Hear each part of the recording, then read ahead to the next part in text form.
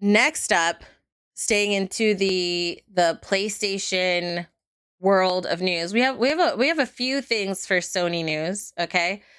And one is an update on God of War series, the TV series, and the casting. So, per Collider,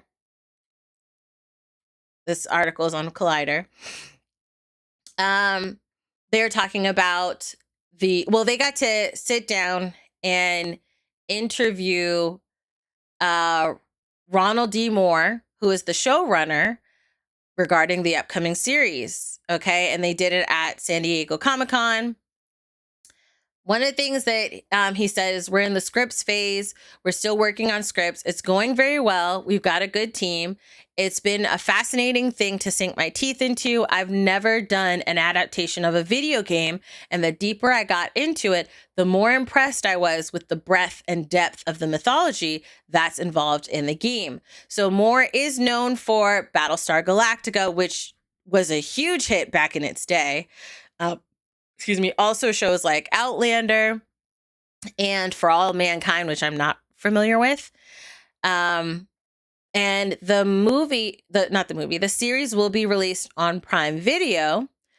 And he credits Cory Barlog for building such a rich world. He says, Cory Barlog is a genius. That's not a word I throw around very much, but I've had several meetings with Cory, and you ask Cory, well, tell me about the backstory of this or how this works. And he just can talk because he holds it all in his head. And I usually pride myself about, as a showrunner, I can hold the season in my head. I know that the 10 episodes are what the 10 episodes are, and I can tell you about them. Cory can tell you the whole thing in every possible way. All the mythology, how it connects one to the other, what the puzzles were, why they did this, and what the artifact did. It's really impressive. I mean, it's like a gigantic novel, even bigger than the Outlander novels, which is a lot to digest.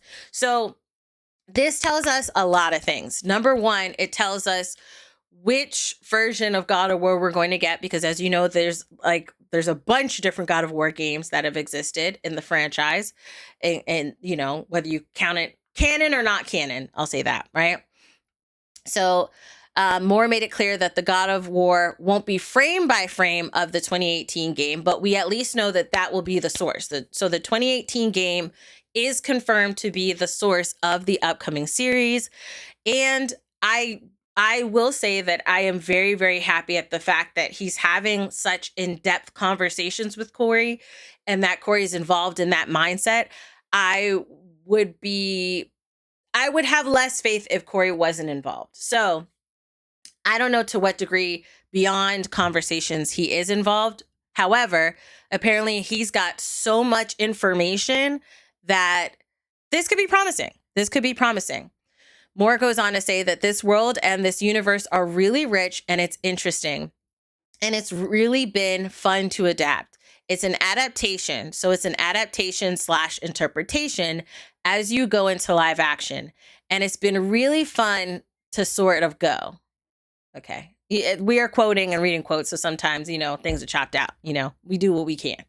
Wow. There's a lot here we can okay, so you can sort of go, wow, there's a lot here we can play with. Okay, we want to keep the story, we want to keep the characters and the spirit of it. There's all this stuff that you can keep turning to for inspiration. It's really been interesting. All right. He was asked how many seasons we will get. He said he tries not to get too far ahead of himself, but he said, let's just get from here to here and not worry too much about the next season or next 3 seasons. I mean, yes and no. Yes, put a lot of focus into the current season, but if you are thinking a couple seasons ahead of where you are now, that could lead to good writing and less chances of writing yourself into a hole that you have to pull out some inconsistency trick out of a hat in order to make it make sense, or continuity issues and things like that. So on one end, yes, I'm still looking forward to the series, but that does draw me a little bit of concern. But at the same time, this could be rhetoric that he's received from Amazon, because it's definitely, since they're backing it, they want to see how the first one goes before they start paying for more. And I completely understand that. And that makes complete and utter sense to me. Okay. So we know the series is being co-produced by Sony Pictures and PlayStation Productions to follow the story of Kratos and Atreus in the 2018 game. Let's see the fun stuff. 15 actors that Collider, for the article on Collider, who are perfect for casting for Kratos in the God of War show. Okay.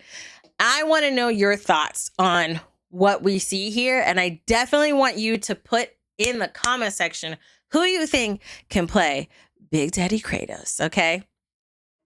Now, some of these people we know, and some of them I don't know. All right. And you can let me know if you do know these people. Like this guy. Who's this guy? No, I'm just kidding. I'm just kidding. That's Jason Momoa. As far as one of the choices for the role, I would think that he could fit. Kratos from this God of War definitely has Dothraki energy. Okay. Big who Kratos? Big Daddy Kratos. Okay. Who's going to play Big Dad Day? All right. He does have Dothraki energy. So we saw in Game of Thrones how Jason Momoa can pull off a Dothraki, the acting in Dothraki. I was like, oh, okay. Because I knew him from his Stargate Atlantis days. And I was like, Ronan's going to play? And he's in Game of Thrones? But then I saw him and I was like, oh, good on you, mate. So I feel like he did really, really well there. So this, I don't think, is a bad choice or a bad suggestion. Okay. Also, per IMDb, when you go to God of War series and it says the trivia, it says that Jason Momoa is interested in the role of Kratos. So, we'll see. We'll see. I don't know.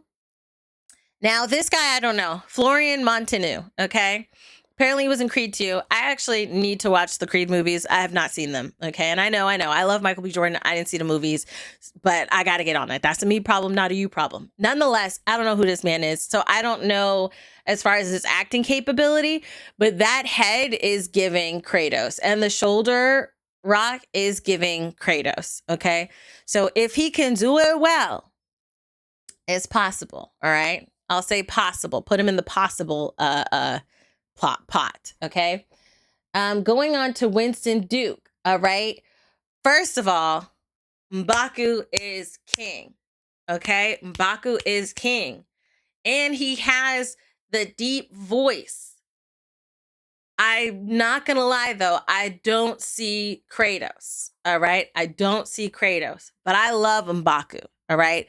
And he could play him and totally pull it off in a way that would be extremely unexpected and amazing. It could be possible.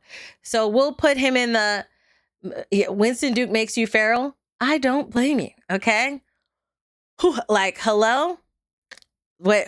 Sparta! Sparta! I love it. Love it. Look at his man thighs. Okay, baby. E.T., get it together. E.T., get it together. So we'll put him in the possibly pile. Okay. In the possibly pile.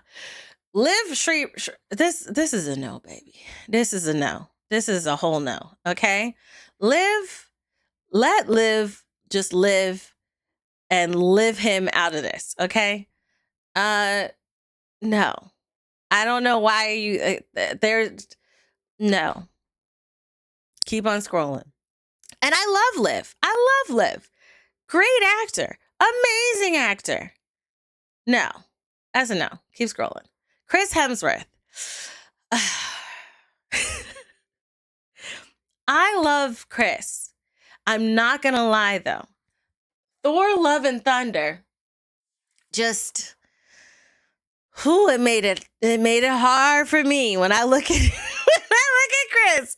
Oh, Love and Thunder made it hard. It made it very hard. And that's not his fault, okay? He's not to blame. But nonetheless, it don't sit right well with my spirit, okay? I guess they might have used this picture for like maybe because if Thor Ragnarok was the last one, then this question came up, I'd be like, yes, yes. But Love and Thunder came out, so I don't.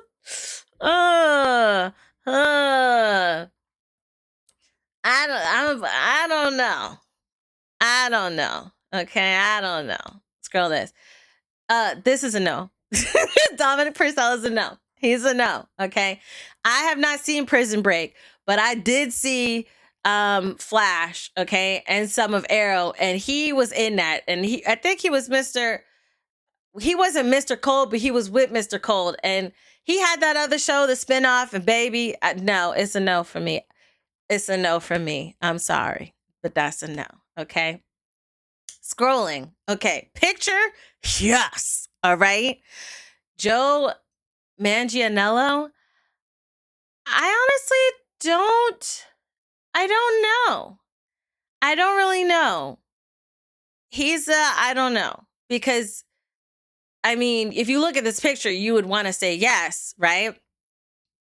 But I don't know. I don't know. Does he have the chops to pull off a Kratos? You know, I don't know. He's definitely completely in the I don't know. You know, that picture is a yes, but Kratos, Big Daddy Kratos, Big Zaddy Kratos, I don't know. I don't know about that. I don't know about this. Uthin Suplee. Is it Suplee or Suple? It's a no. It's a no. I know they said that he's transformed his body over the years and looks absolutely amazing. And he does have a head shape with the beard that's very close to a Kratos. But I don't know about this one. This one's a no for me. It's a no for me. Pablo Schreiber, I didn't see the Halo show, right? I don't know what he was like in the Halo show. But this face don't give Kratos to me. This face does not give Kratos to me. Does he have a deep voice? That's the question I need y'all to answer for me, because deep voice is the number. Well, actually, there's a lot of looks that should be number one, but top 5 reasons would be the voice. If you don't got the voice, you are not the choice. Okay, say it with me. If you don't got the voice, you are not the choice. Let's keep it moving. So y'all let me know, okay? Tom Hardy is a no. I love Tom Hardy, all right? Bane is definitely on my hear me out cake, all right? Write that down so I don't forget that. And his voice and his face and everything. Look at them lips. Them lips is big and delicious. But no, it's a no. It's a no. I don't think. No, Tom. No, Tom. Didn't see Vikings. Do not know this actor, Travis Fimmel. Only thing is, I think I saw a picture with him with a ponytail. So, like, did you say whitewash Bane is your hear me out? Tom Hardy as Bane is my hear me out, okay? All right, I don't know about all the other stuff you said, but Tom Hardy is Bane? Like, what? So you think you have to what do you say? Not dimension over me or something like that? When he had his hand on his head, and he taught a lesson. Yes, so him, yes. But okay, Travis Fimmel. I mean, Vikings would kind of fit, although Kratos was a Greek god, but he's in a Norse mythology story in the 2018 game, so this would be kind of fitting. He does look like he has a similar head shape. He's got beard work happening here, which is also extremely important. But there are things I don't know. Does he have the acting chops? Can he pull out the voice? So this is, I don't know. I don't know about this. So y'all let me know, okay? Dave Bautista, all right? It's a no for many reasons. One is, let me show you the number one reason, okay? And it's actually a good one. Man slimmed down. Mans was like, I'm getting rid of this 75 pounds. On this article in Today, he lost 75 pounds. Look at him. Look at him, okay? How he look even better. You know, he looks older, but also older and better at the same time, you know? Okay. He was saying that he was very unhealthy for a movie, a specific role called Knock at the Cabin, where he was uncomfortably big. So he definitely lost the weight. And he noticed that when he trimmed down, the better he felt. And also, he noticed the more trimmed down, the better he looked on camera, the better he looked next to other actors. So you can tell that when he would see himself back, he would kind of compare himself towards these other actors. And he feels better about how he looks since he's been trimming down. Okay. He is also, though, 6'4". Okay. So, but I'm going to tell you, yes to the face and to the body, no to Kratos. It's a no. It's a no. It's a no. Like Dave. I like Dave. But it's a no for Kratos. All right. Gerard Butler. How tall is Gerard Butler? That's my first question. Let me know. How tall is this man? Because I'm not gonna lie, he was never considered for me. But did y'all see him at 300? Because, you know, you said, Dave Bautista was Foyne in Knock at the Cabin. I gotta see it. I gotta check out that movie. I first need to know, are you a tall zaddy or are you shorter? Oh, he's 6'2"? Ooh, you know what? Gerard is a yes. Gerard is a yes for me. Okay, Gerard has a deep voice and he can pull off. I've seen the Abbage in a bunch of movies. He could get the body. He's 6'2". He's tall enough. So yes, he could be zaddy. All right, he could be zaddy. All right. So as far as the possibility, we have put Jason Momoa, Gerard Butler as well. Gerard Butler has moved up. So now my number 2 choice is Jason Momoa. Sorry, my number 2 place is Gerard Butler. Number 3 is Jason Momoa. I think we're about to see number 1. Okay, no, he's not number 1. He's not number 1. Rory McCann. Hear me out. Not hear me out cake, but Rory McCann, who played the Hound in Game of Thrones. I think that he definitely has the demeanor for Kratos. He has the demeanor for Kratos. Does he have zaddy body? I don't know. Does he have, like, where you look and you're like, ooh, Kratos? You know, does he? I don't know. But he could get that. Actors get that all the time. So I'm going to put him in a pot. He already got that's Kratos' beard right there. You know, we gonna cut all this off, but that's Kratos' beard right there. And he could get the voice. Did he have, he had kind of a medium tone voice, but maybe he could go down to the depths to get the bass. So we'll see. We'll see. What do you consider a zaddy body? I'll show you one right here. They got a picture right here, right and ready for us. Ripe and ready. Boom. That's a zaddy body right there. Okay. Zaddy. All right. Now let's scroll down. Scroll down. Number 1. My number 1 choice. Christopher Judd. Okay. Judge, not Judd. Judge. Christopher Judge. Okay. AKA in my household and our family, we call him Silky Tilky. Because he is from Stargate, plays as Tilk. And Tilk, if you know Tilk is Kratos. Bald-headed, statuesque, deep voice, and he calls his son boy, just like that, okay? Which is probably one of the reasons he got the job, all right?